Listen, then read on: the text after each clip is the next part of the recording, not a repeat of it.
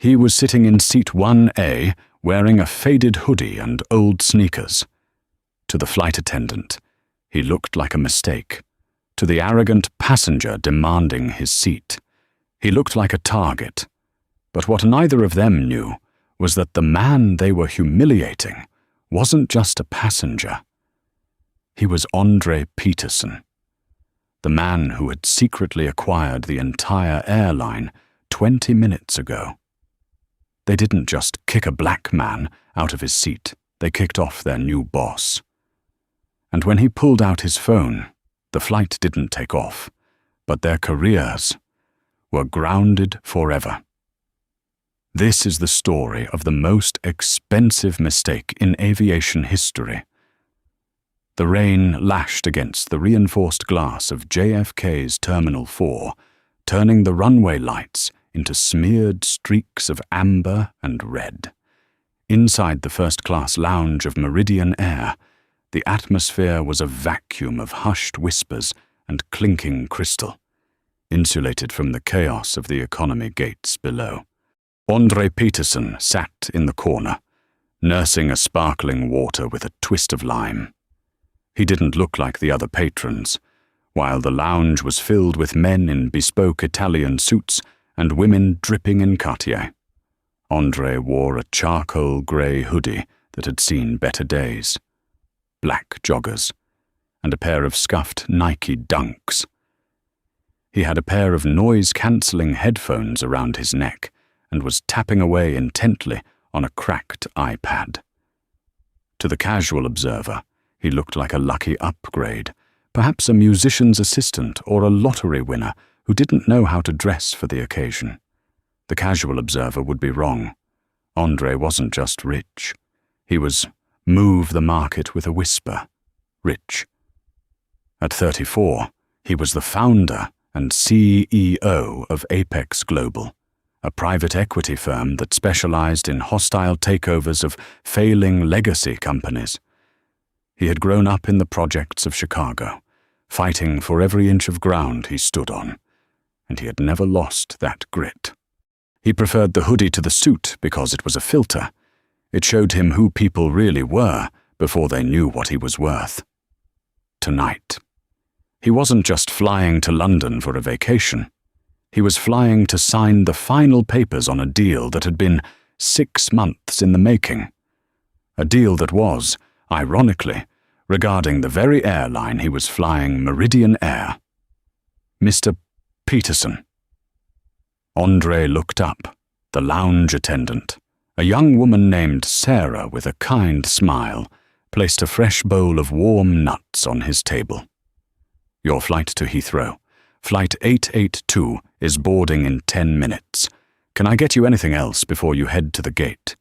I'm good, Sarah. Thank you, Andre said, his voice deep and calm. He slid a $100 bill under his empty glass. For the service? Sarah's eyes widened, but she nodded discreetly. Thank you, sir. Safe travels. Andre packed his iPad into his leather satchel, which was, if one looked closely, a $30,000 Hermes bag, though the wear and tear hid its value well. He stood up, stretching his broad shoulders, and headed toward the gate. He was the first to board, thanks to his global services status. He walked down the jet bridge, the cool air hitting his face, and stepped onto the plane. Boarding pass, the flight attendant at the door said.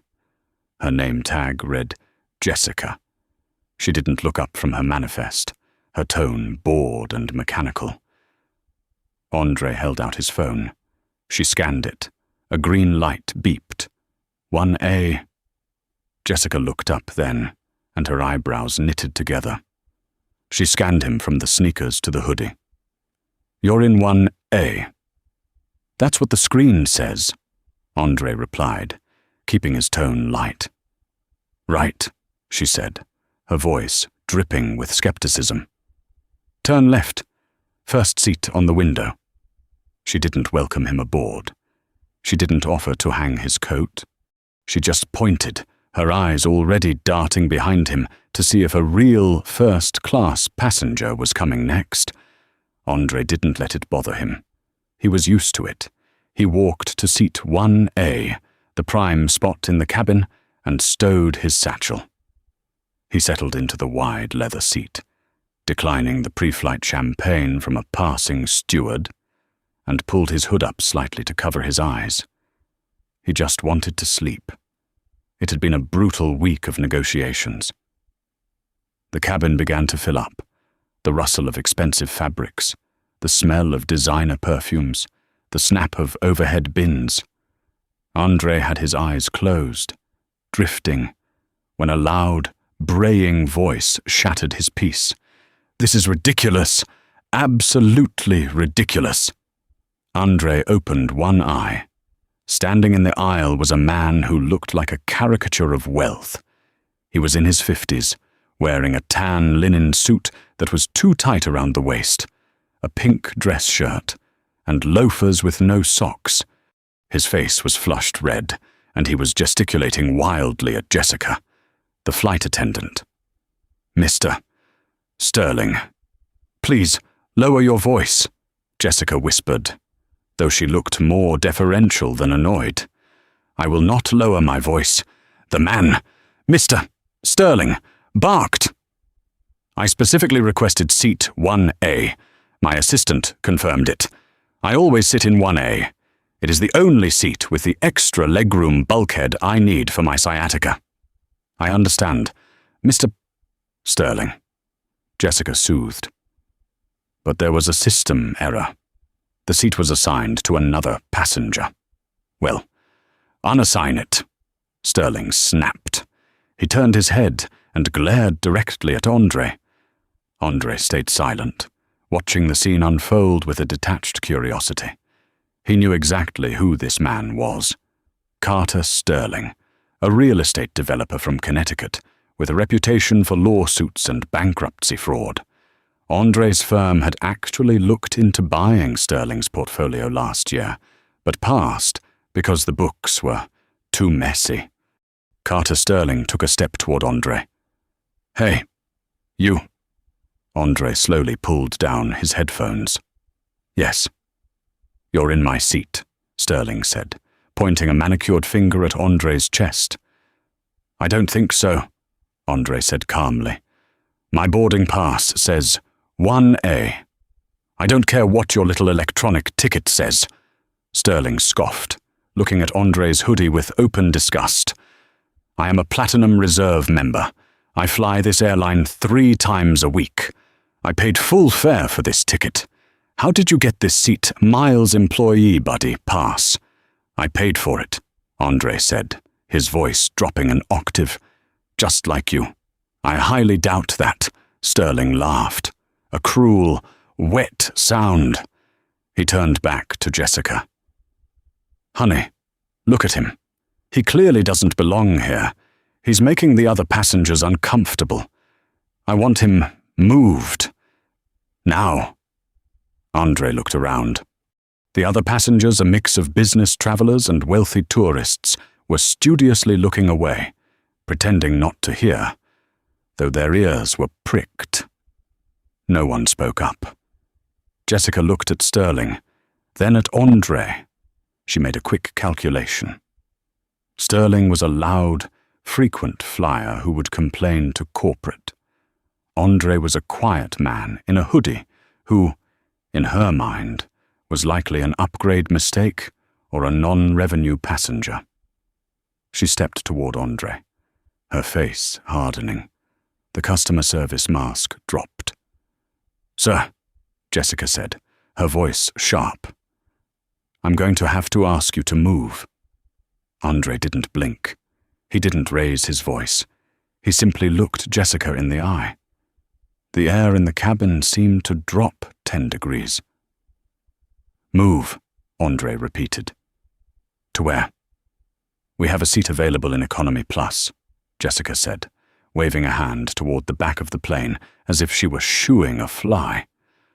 "Seat 24B. It has extra legroom. It will be more comfortable for someone like you." Someone like me? Andre asked softly. And what, exactly, does that mean?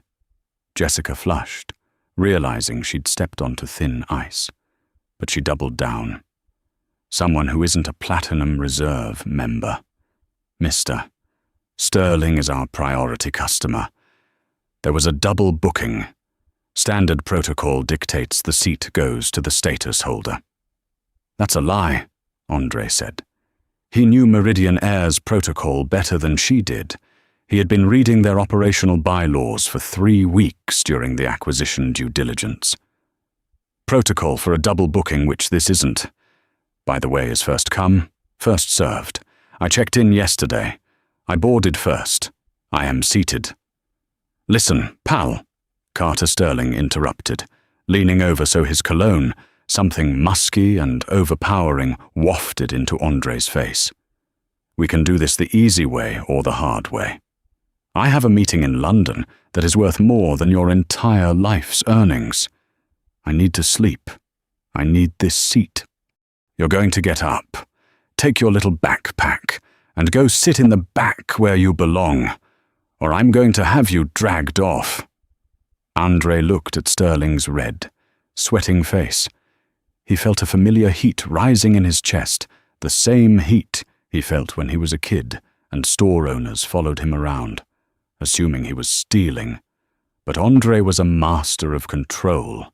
He was a CEO. He played chess, not checkers. I'm not moving, Andre stated, leaning back and crossing his legs. He put his headphones back on. Sterling grabbed the headphones and yanked them off Andre's head. The cabin gasped. The silence shattered. Andre slowly stood up. He was 6'3", a tower of muscle built from years of boxing at a high-end gym. He towered over Sterling, who suddenly looked very small and very doughy. Don't, Andre whispered. Ever touch me again? Sterling stumbled back, bumping into the drink cart. He threatened me. Did you hear that? He threatened me. Jessica, get the captain. Get security. Jessica was already on the interphone, her hand shaking slightly. Captain Miller, we have a situation in first class. Disruptive passenger, row 1. Yes, we need removal. She hung up and glared at Andre with a mix of fear and triumph. You've done it now. You could have just taken the free drink in economy. Now you're going to jail. For sitting in my assigned seat, Andre asked incredulously. For assaulting a fellow passenger and disobeying crew instructions. Jessica lied smoothly. She looked at the other passengers. You all saw him lunge at Mr. Sterling, didn't you? A woman in seat 2C, who was clutching a Louis Vuitton purse, nodded vigorously. Yes, he was very aggressive, very scary. Andre looked at the woman. He memorized her face. Complicit. From the cockpit, Captain Miller emerged. He was a stern man with graying temples and 4 stripes on his shoulder. He didn't look like a bad man, just a tired one who wanted to get off the ground before his duty time expired. What is the problem here? Miller asked, his voice booming. Captain, Sterling said, smoothing his rumpled jacket. This man is squatting in my seat. When I politely asked him to verify his ticket, he became violent. He grabbed my arm. My shoulder is throbbing. It was a blatant lie. Andre hadn't touched him. Captain Miller turned to Andre. He didn't ask for Andre's side of the story. He saw the hoodie. He saw the skin color. He saw the respectable businessman pointing a finger. The bias was unconscious, instant, and damning. Sir, the captain said to Andre, grab your bag. You're off this flight. Captain, Andre said, trying one last time to appeal to reason. Check the manifest. I am Andre Peterson. I paid $12,000 for this seat. This man assaulted me. There are cameras. I don't have time for a debate, the captain snapped, checking his watch. We miss our slot in 5 minutes. If you don't walk off this plane on your own 2 feet right now, I'm calling the Port Authority police. And trust me, son, you don't want them dragging you down that aisle. Son, that word hung in the air like a slap. Andre looked at the captain. He looked at Jessica, who was smirking. He looked at Sterling, who was already mentally measuring the legroom in seat 1A. Andre realized there was no winning this argument. Not here. Not with words. The system was designed to protect men like Sterling and punish men like Andre, regardless of the bank account balance. But Andre had something better than an argument. He had the nuclear option. He smiled. It was a cold, terrifying smile that didn't reach his eyes. Fine, Andre said. I'll get off. Good choice, Sterling sneered. Andre reached into the overhead bin and grabbed his satchel. He didn't look back at the passengers. He walked past Jessica, who stepped aside as if he were contagious. He walked past the captain. As he stepped onto the jet bridge, the cool, damp air greeting him again, he heard the heavy door of the Boeing 777 slam shut behind him. The lock clicked. They had sealed their fate. Andre didn't walk to the terminal exit. He walked about 20 feet up the jet bridge, stopped, and leaned against the cold metal wall. He pulled out his phone. It was 8:42 p.m. He dialed a number that very few people possessed. It wasn't customer service. It wasn't a lawyer. Richard Ahra. Andre said into the phone when the line picked up. Andre. The voice on the other end was Richard Halloway, the current chairman of the board for Meridian Air. You should be in the air. Did you take off early? No. Richard, I'm standing on the jet bridge of Flight 882. I've just been kicked off the plane. There was a silence on the other end, so profound it felt heavy. You were kicked off, why? Because your captain and flight attendant decided a white real estate developer liked my seat better than I did. They called security. They threatened me with arrest. Oh my God, Richard whispered. Andre, I am so sorry. I will call the gate right now. I'll turn that plane around. No, Andre said, his voice like steel. Don't turn it around. Ground it. Ground it. I want the acquisition signed. Now, email me the final DocuSign. I'm triggering the immediate takeover clause we discussed for next week. I want it effective as of 8:43 p.m. Andre, that's drastic. That triggers the executive restructuring immediately. It gives you total operational control. Send the document, Richard, or I pull the offer completely, and Meridian stock is worth 0 by Monday morning. Okay. Sending it now. Andre watched the email notification pop up on his screen. Subject transfer of ownership. Meridian Airlines. He tapped the screen. He signed his name with his finger. Andre Peterson. He hit submit. It's done, Andre said. I own the airline. You do, Richard said, sounding terrified. What do you want to do? Andre looked back down the jet bridge toward the plane, where the engines were beginning to whine. Cancel the flight, Andre said, and tell the gate agent to bring the stairs back. I'm coming back aboard, but this time, I'm not a passenger. Inside the cabin of Flight 882, the mood had shifted from tension to a relaxed, luxurious hum. With the disturbance removed, the first-class ecosystem had returned to its natural state of entitlement. Carter Sterling was sprawled in seat 1A, Andre's seat. He had kicked off his loafers and was wiggling his toes in the thick carpet, a glass of Dom Perignon in his hand.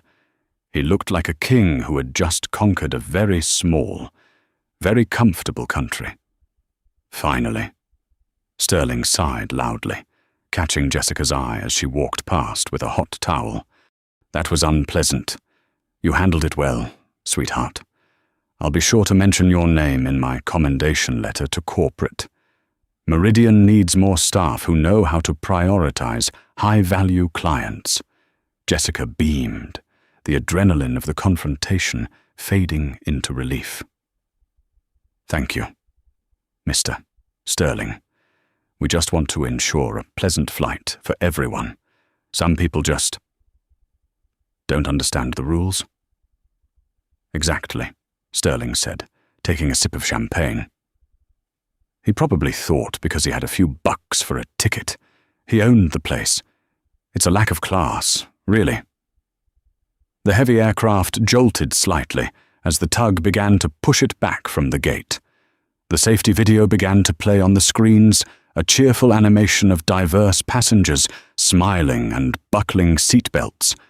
The engines began to spool up, a deep, rising whine that vibrated through the floorboards.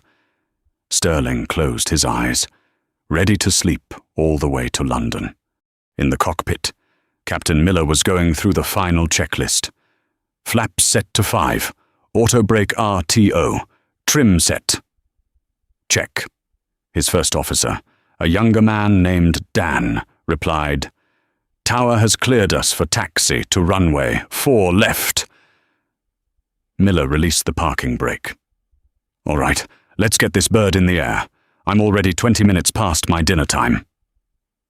Just as the plane began to turn onto the taxiway, a sharp, urgent chime rang out in the cockpit. It wasn't the flight attendant call button.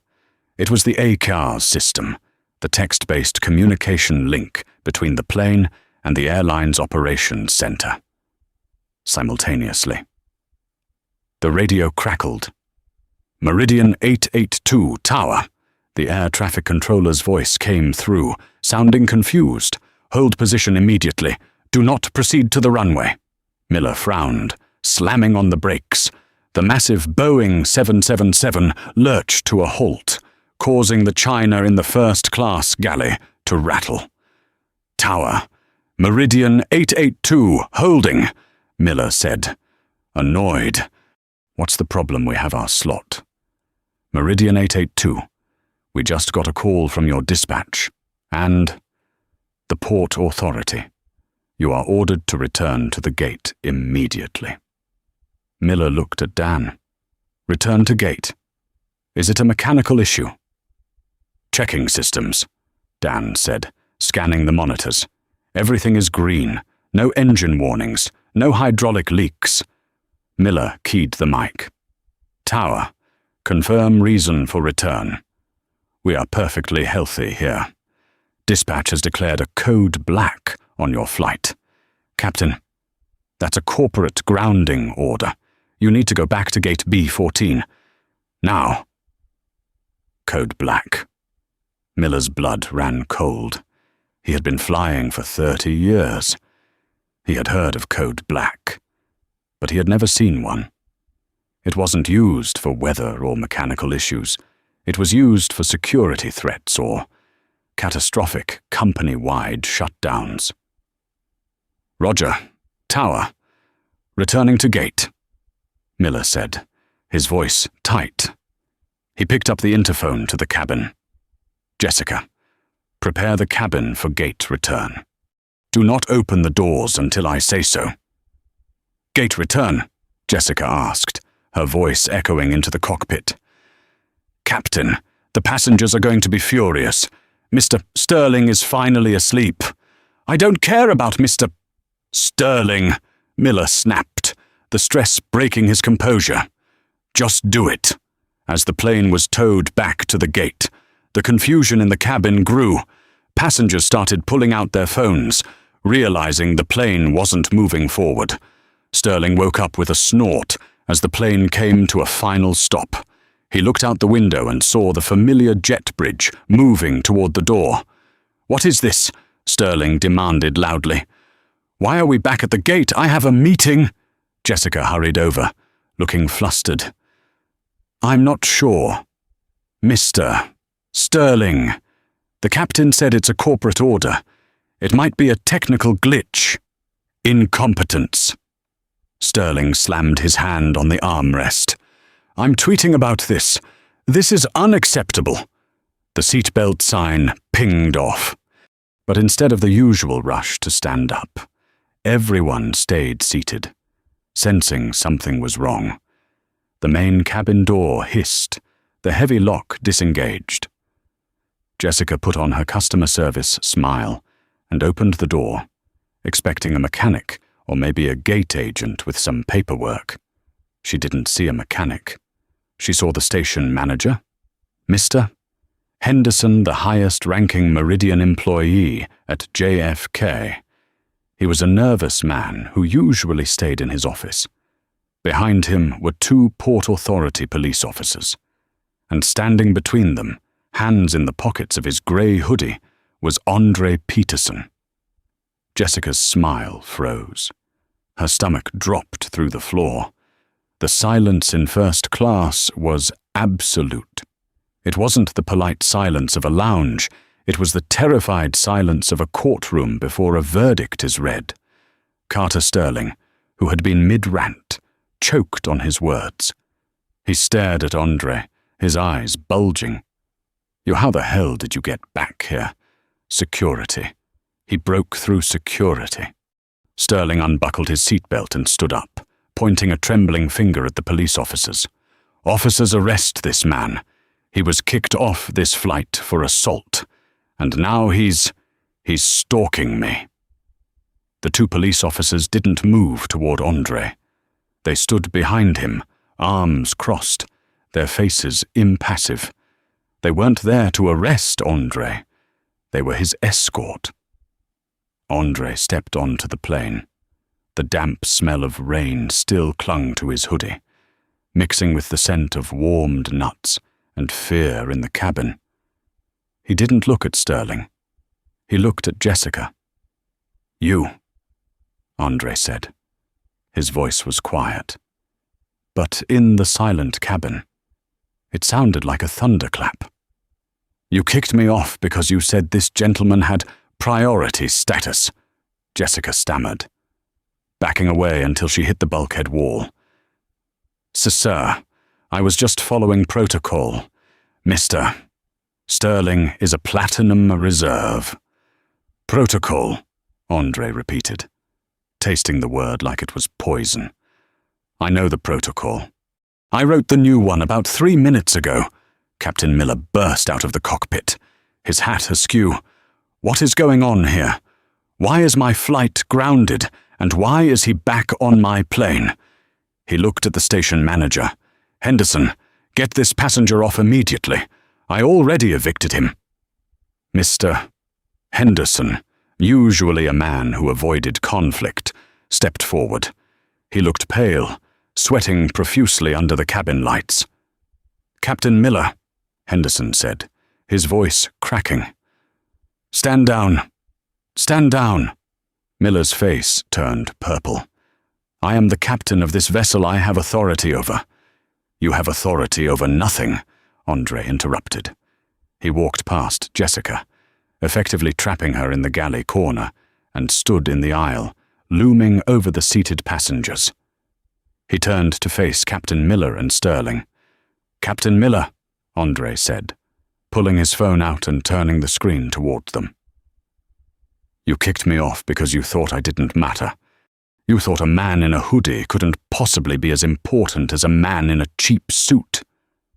I made a command decision, Miller argued, though his confidence was wavering as he saw the station manager bowing his head. And you made the wrong one, Andre said. My name is Andre Peterson. I am the CEO of Apex Global, and as of 8:43 p.m. tonight, I am the sole owner of Meridian Airlines. A collective gasp swept through the cabin. The woman in 2C covered her mouth. Sterling laughed. It was a nervous, high-pitched sound. You own the airline. Don't make me laugh. You're a thug in a sweatshirt. You probably stole a credit card to buy that ticket. Andre looked at Sterling with a mixture of pity and boredom. Mr. Henderson. Yes. Mr. Peterson. The station manager responded instantly, snapping to attention. Please inform Mr. Sterling, who signs your paycheck as of tonight. It's Mr. Peterson, sir, Henderson said to the room. The acquisition was finalized 10 minutes ago. We received the directive from the board of directors. Mr. Peterson has total operational control. Sterling's face went from red to a ghostly white. He slumped back into the seat, Andre's seat. Andre turned his attention back to the crew. He looked at Jessica. Tears were now streaming down her face, ruining her perfect makeup. I didn't know, she whispered. Sir, please, I have a mortgage, I have kids, and I had a ticket, Andre said coldly. You didn't care about my rights until you found out I had the power to take away yours. That's not a mistake. Jessica, that's a character flaw. I don't want people with that character flaw representing my brand. He turned to Captain Miller. And you're supposed to be the leader of this ship. You're supposed to be objective. Instead, you acted as a bouncer for a bully. Mr. Peterson, Miller said, his voice trembling, trying to salvage his dignity. I have 30 years of flying experience. You can't just... I can, Andre said, and I am. He looked at both of them. You're fired, both of you. Get your bags and get off my plane. You can't do this, Jessica wailed. Union rules. I just bought the union contracts too, Andre said calmly. There's a clause for gross misconduct. Profiling a passenger and kicking him off without cause falls under that. You're done. Leave now. The humiliation was total. Under the gaze of 50 passengers, Captain Miller and Jessica had to retrieve their bags. The captain, stripped of his authority, looked like an old man. Jessica, stripped of her sneer, looked like a frightened child. They walked up the aisle, the walk of shame they had intended for Andre, now theirs to endure. As they exited the plane, the cabin was dead silent. Andre turned to seat 1A. Carter Sterling was trying to make himself as small as possible. He was staring at the floor, refusing to make eye contact. Mr.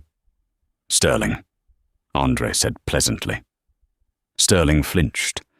Look, I was stressed. I have a bad back. I didn't mean... Get up, Andre said. What? Get up! Sterling scrambled out of the seat, clutching his briefcase. Where do you want me to go, economy? No, Andre said. You're not flying economy. You're not flying Meridian. Ever again. But I have to get to London. Not on my planes, Andre said. I'm banning you for life. From this airline, and thanks to my alliance partnerships, from pretty much every other major carrier flying across the Atlantic. You can swim to London for all I care. This is illegal, I'll sue, Sterling shouted, desperation taking over. You can try, Andre said, stepping aside to let the police officers step forward. But before you call your lawyer, you might want to talk to these officers, because while I was in the terminal, I had my team run a background check on you. Interesting things. Those bankruptcy filings you falsified last year. The FBI has been looking for a reason to pin you down. I just gave them your location. Sterling's jaw dropped. The police officers moved in. Carter Sterling. One officer said, "We have a warrant for your arrest for wire fraud and embezzlement. Please turn around and place your hands behind your back." The click of handcuffs echoed through the first-class cabin as Sterling was dragged off the plane, kicking and screaming about his rights. Andre stood in the empty aisle. He smoothed out his hoodie. He looked at the empty seat 1A. Then he looked at Mr. Henderson. Mr. Henderson, we need a new flight crew. How long? I have a reserve crew on standby. Sir, maybe 45 minutes. Good, Andre said. Get them here, and find someone to clean seat 1A. It smells like cheap cologne and failure. Andre turned to the rest of the passengers. They were staring at him with awe and terror. I apologize for the delay. Everyone, Andre announced, his voice shifting to a professional, charming tone. Open bar is on the house for the duration of the flight, and everyone in economy move them up to economy plus. We're going to have a lot of empty seats now. He sat down in seat 1A, pulled his headphones back over his ears, and closed his eyes. But the story wasn't over. The fallout was just beginning. The flight to London was smooth, but the atmosphere inside the cabin of Flight 882 remained charged with a strange, nervous electricity. The new flight crew, called in from reserve, moved with a terrifying level of precision.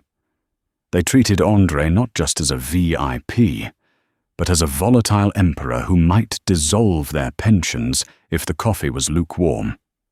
Andre, however, wasn't interested in being waited on.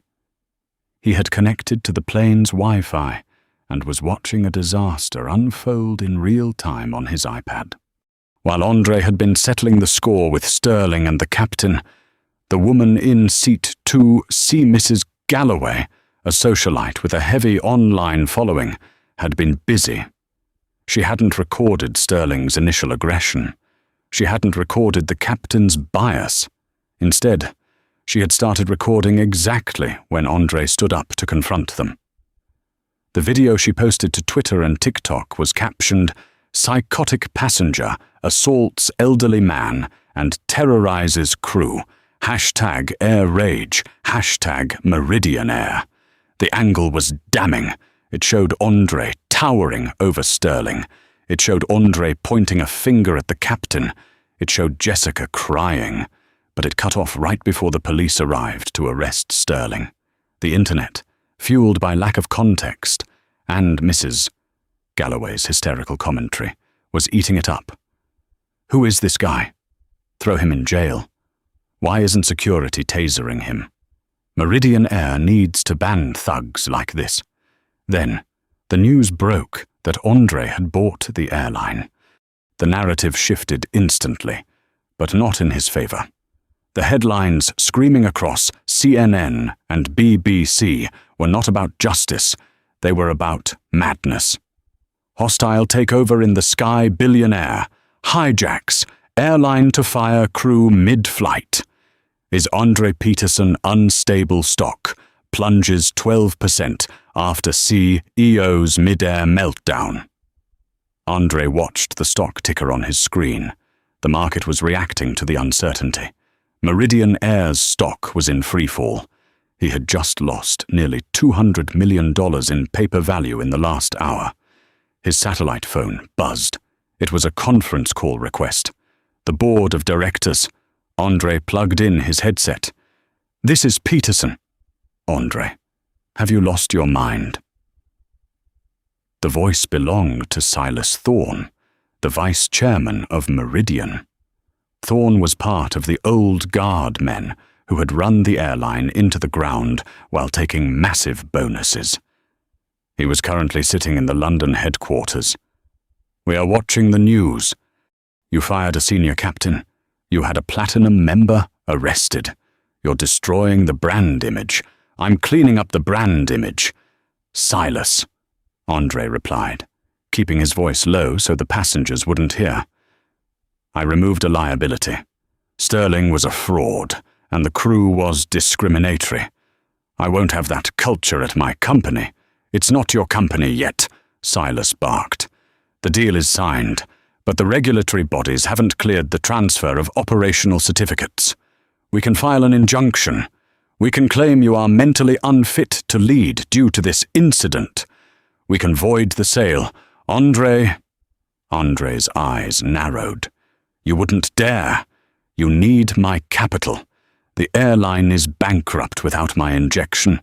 We'd rather be bankrupt than owned by a cowboy who creates PR disasters because his feelings got hurt. Silas sneered. We are holding an emergency vote in London the moment you land. We're going to invoke the moral turpitude clause in the contract to strip you of CEO status before you even step off that plane. Enjoy the flight. Mr.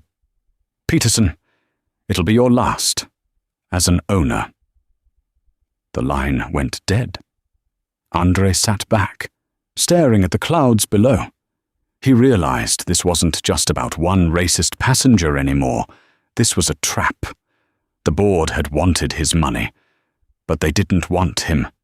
They were using this incident and Mrs. Galloway's edited video to paint him as an angry, aggressive black man who couldn't be trusted with power. They wanted to take his cash, void his control, and keep their comfortable seats. He looked across the aisle. Mrs. Galloway was sipping champagne, typing furiously on her phone, undoubtedly feeding more lies to the press. She looked over at him and gave a smug, tight-lipped smile, clutching her purse as if he were going to steal it. She had no idea she was sitting next to the only man who could see the data traffic flowing through the plane's server. Andre opened his laptop. He didn't just own the plane, he owned the digital infrastructure. He logged into the onboard server with his new admin credentials. He accessed the localized cloud storage for the flight. Modern planes are surveillance states. There are cameras in the cockpit. There are cameras in the galleys. And, crucially, Meridian Air had recently installed safety and security cameras in the first-class cabin to monitor for liability issues, cameras that were discreetly hidden in the bulkhead. Andre pulled up the feed from 45 minutes ago. There it was, high-definition video and crystal-clear audio. It showed Sterling initiating the conflict. It showed Sterling grabbing Andre's headphones. It showed the captain refusing to listen.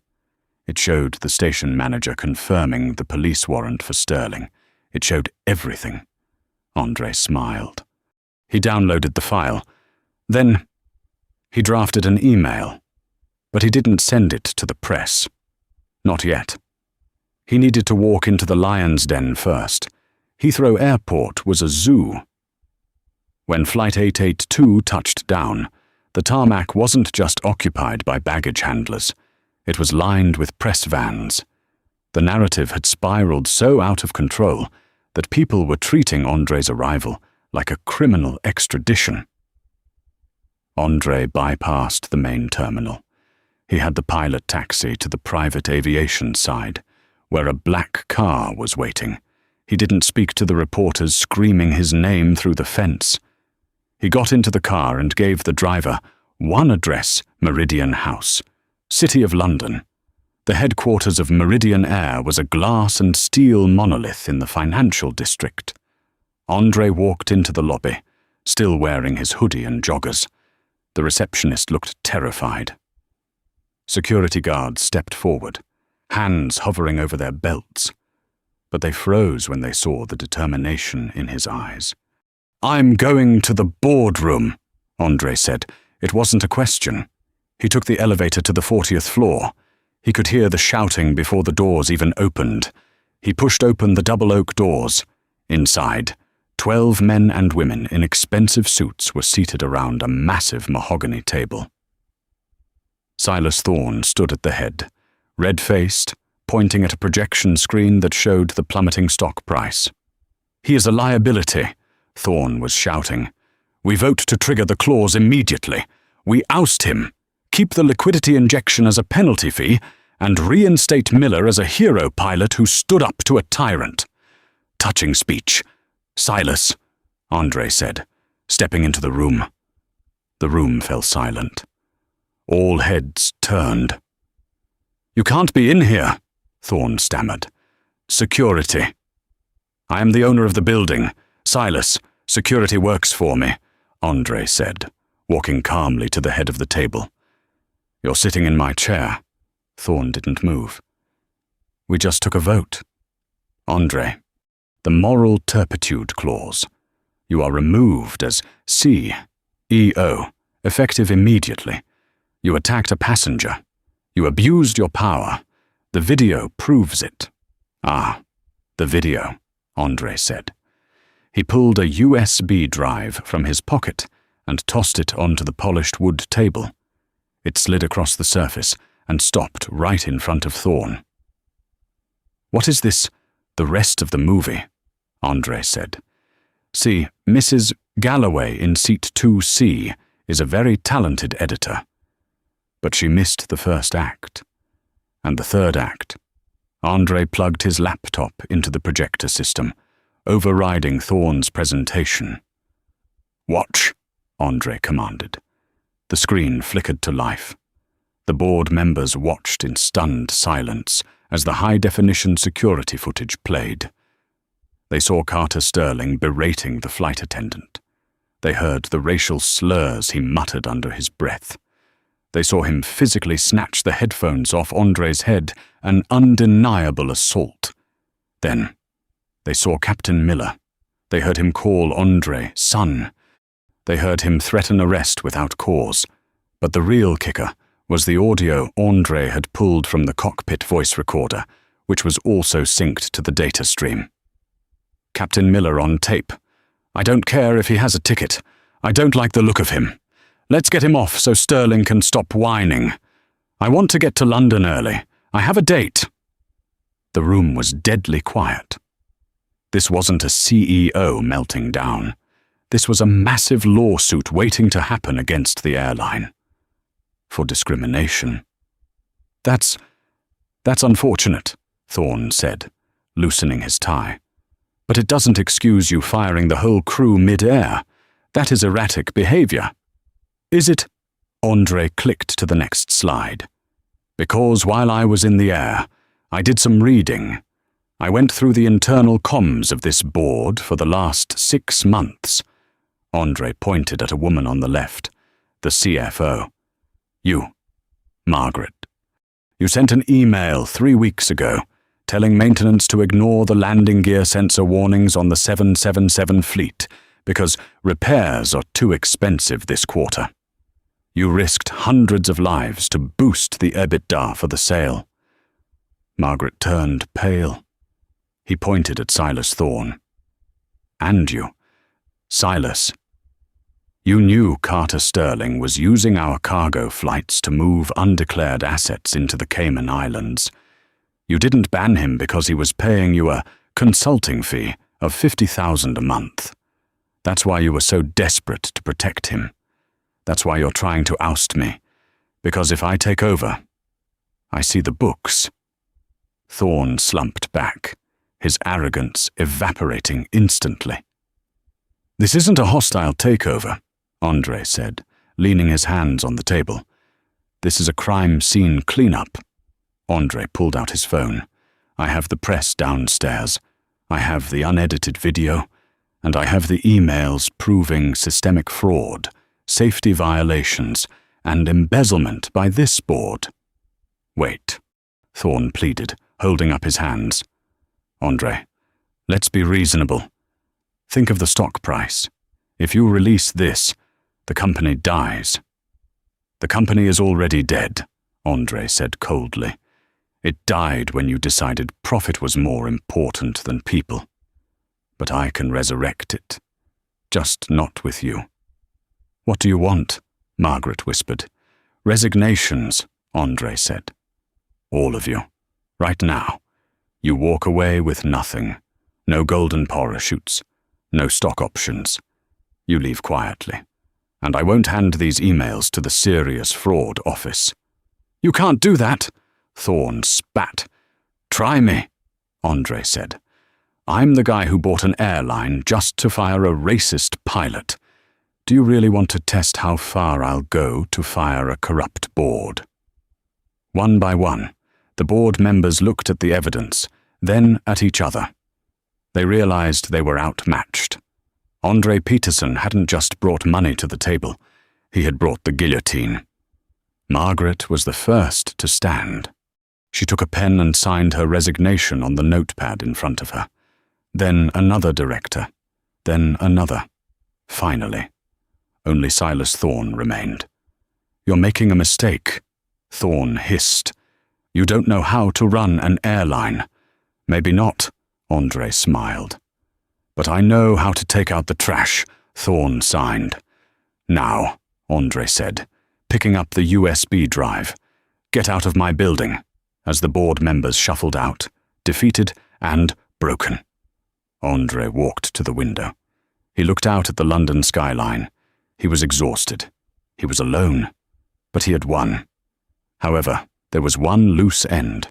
The woman in seat 2C, Mrs. Galloway. Her video was still viral. And unlike the board, she wasn't an employee he could fire. He needed to handle her differently. He needed the final stroke of karma. The boardroom was empty, save for the faint scent of stale coffee and defeat. Andre stood alone at the window, watching the London rain. He had decapitated the corrupt leadership of Meridian Air in less than 20 minutes. But the battle for public opinion was still raging. His phone pinged incessantly. The hashtag boycott Meridian was trending globally. Mrs. Galloway's edited video had reached 5 million views. She was currently on a live stream from the first-class lounge at Heathrow, painting herself as a traumatized victim of a deranged billionaire. "He looked at me with such hate," she was telling her followers, dabbing dry eyes with a tissue. "I felt unsafe. We all did. This man shouldn't be running a lemonade stand, let alone an airline." Andre watched the stream for 10 seconds before closing it. He didn't feel anger anymore. He felt a surgeon's precision. He called his new VP of communications, a brilliant woman named Claire who had been stifled by the old regime. "Claire," Andre said, "are the press still outside?" "They've multiplied, sir. It's a circus. They're demanding a statement." "Good. Set up the podium in the lobby and connect the main screen to my laptop. I'm coming down." 20 minutes later, Andre Peterson stepped onto the podium. He had finally changed out of the hoodie. He wore a crisp, tailored navy suit, not to prove he belonged, but to show he was in charge. The flashbulbs were blinding. Reporters shouted questions over one another. "Mr. Peterson, is it true you assaulted a passenger? Are you stepping down? Why did you fire the pilot mid-air?" Andre raised a hand.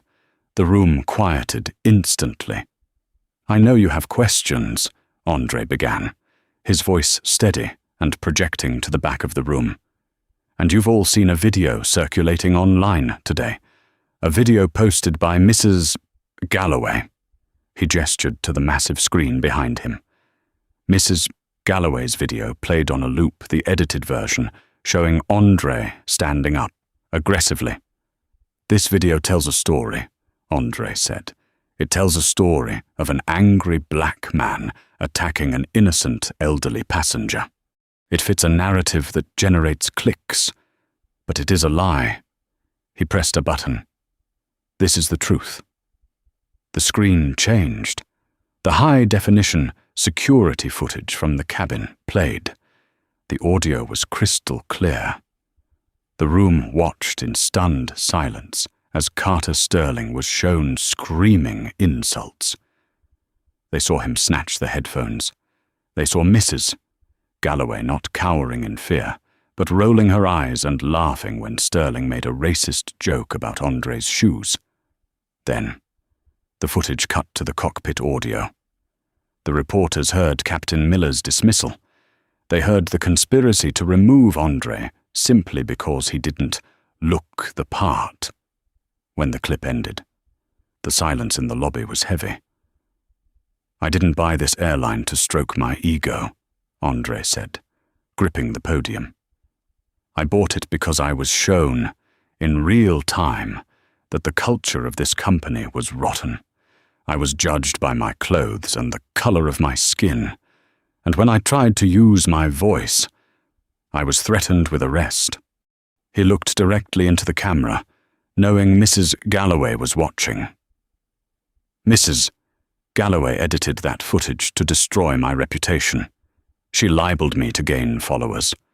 As of 5 minutes ago, my legal team has filed a lawsuit against her for defamation of character. We are seeking damages in the amount of $20 million, which happens to be the exact value of the endorsement deals she just lost." A murmur of shock rippled through the crowd. "Furthermore," Andre continued, "Meridian Air is no more. As of tomorrow, we are rebranding to Apex Airways. Our new motto is Dignity in the Skies. We are implementing a zero-tolerance policy for discrimination, not just for passengers, but for staff. If you judge someone by their appearance on my planes, you walk. Period." He paused, letting the weight of his words settle. "I kept my seat," Andre said softly. "Now, I'm making sure everyone else gets to keep theirs, too." He walked off the stage. The aftermath was swift and brutal for the antagonists. Carter Sterling was denied bail due to flight risk. His real estate empire crumbled as investors pulled out, unwilling to be associated with an embezzler who had been exposed on national television. He spent his days not in a first-class suite, but in a holding cell with very little legroom. Captain Miller and Jessica, the flight attendant, found themselves blacklisted from the aviation industry. The footage of their conduct became a case study in training modules for what not to do. And Mrs. Galloway. The internet is a fickle beast. The moment the full footage was released, the tide turned. The queen of first class became a pariah. Her comment section was flooded with the raw footage of her laughing at Sterling's racism. She lost her brand deals. She lost her social standing. She was forced to sell her house to pay the legal fees for the defamation suit Andre refused to drop. Andre Peterson didn't just fix the airline, he transformed it. Apex Airways became the highest-rated carrier in the world, known for its diversity and its ironclad protection of passenger rights. And every time Andre flew, he still wore his hoodie. He still sat in seat 1A. But now, when he walked on board, nobody asked for his ticket. They just said, "Welcome home, boss." And that is the story of how one man turned a moment of disrespect into $1 billion lesson in karma. It's a powerful reminder that you should never judge a book by its cover, because you never know if that quiet passenger in the hoodie is actually the one who owns the plane. Andre Peterson showed us that true power isn't about shouting with the loudest. It's about standing your ground and having the receipts to back it up. What would you have done if you were in Andre's shoes? Would you have walked off, or would you have bought the whole airline? Let me know in the comments below. If you enjoyed this story of massive revenge and justice, please smash that like button. It really helps the channel. And don't forget to subscribe and hit the bell notification so you never miss a story where the arrogant get exactly what they deserve. Thanks for watching, and I'll see you in the next one.